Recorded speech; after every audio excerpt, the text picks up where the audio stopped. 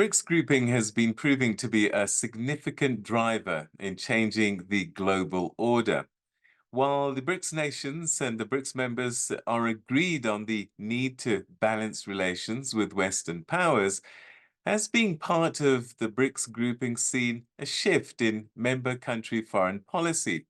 Well, to talk about South Africa's experience, I spoke to Postdoctoral Research Fellow at the Center for the Advancement of Scholarship at the University of Pretoria, Dr. Samuel Igba. Dr. Samuel Igba, thanks very much indeed for joining us and welcome to the BRICS Africa Channel. So you wrote a fascinating piece, and I want to ask, in broad terms, what would you say, or how would you describe South Africa's BRICS-driven foreign policy? Okay, so in broad terms, I'll describe South Africa's BRICS-driven foreign policy as decision-making principles and actions taken by the South African government, which are, with regards to international relations, which are driven by South Africa's BRICS relations. How would you say that it's changed before and after BRICS? Is there a significant shift? Yeah, I would say between South Africa's foreign policy has been similar to other BRICS states since post-apartheid South Africa, of course. It's been similar to that, and the changes are not so many since Thabo Mbeki's time. You know, it's always been about Africa solidarity. It's been about moving closer to the global south. But after joining BRICS, we certainly see that South Africa has had more solidarity with the global south than it had before. Trade has increased also since joining BRICS.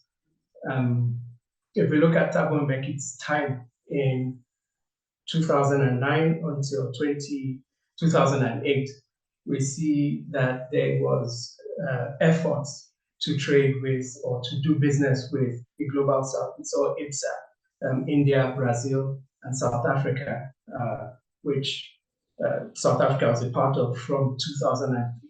But we also see a balance between that and the relations with the West, as we saw Africa, AGOA, for example, South Africa's trade with the United States, which has also been significantly large.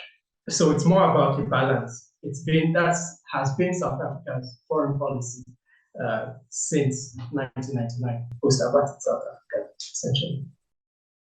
You say that there are three identifiable opportunities that accompany South Africa's membership of BRICS. Take us through these three opportunities. Yes, there are several opportunities, but specifically three of them appealed to me, caught my eye really. The first is trade without interference with domestic affairs of member states, which is a double-edged sword in a sense, because on the one hand, what it means is that states can trade with BRICS member states regardless of political issues that they are experiencing. And this might be considered by some as morally or normatively questionable, but the advantage this has is that in times of political crisis, a state can be economically stable. Now, you don't have to deal with both political crisis and economic issues as well. And we saw that with Russia in 2022, after US sanctions, it was able to diversify its trade with other BRICS states, China and India, for example. And that helped it to avert a major economic crisis following the sanctions. A second advantage would be collective lobbying. We've had collective lobbying to influence global economic and security decision-making in institutions such as the World Bank, the IMF, and the United Nations Security Council. We've seen during South Africa's tenure as elected members in the United Nations, we saw South Africa take decisions along the lines of the non-alignment, similar to other BRICS states, which focus on non-intervention and respect for sovereignty.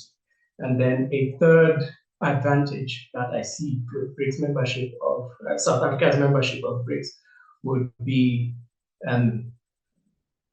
the opportunity to diversify South Africa's international trade.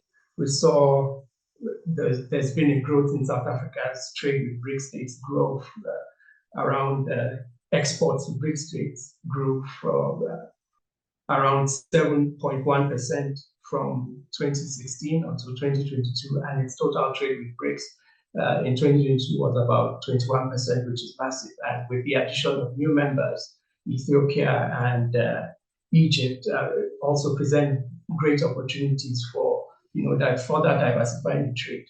South Africa has long been regarded as being the representative of the continent in BRICS. I wonder how that worked out for the continent, and also now that we have new members, who will be pushing the message and what might that message be for the continent?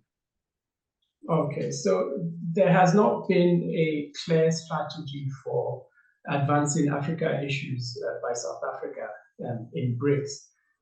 Although the country has been considered to be the gateway to Africa for BRICS, it hasn't really, we're not sure whether African countries really recognize it as such, because we see BRICS dealing with African states that do not necessarily prioritize Africa's need for infrastructure, for economic development, for industrialization, for regional integration.